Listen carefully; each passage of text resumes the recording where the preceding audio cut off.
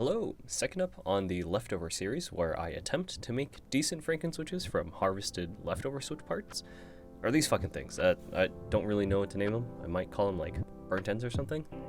Oh, by the way, if your steakhouse offers that, you should definitely try it. They're pretty good. But these are a linear switch from a Vint cherry bottom, a 415 unwiped stem, 62 gram spring, and a Penu top. My initial impression of these is that they're kind of okay. I give them like maybe a 5 out of 10.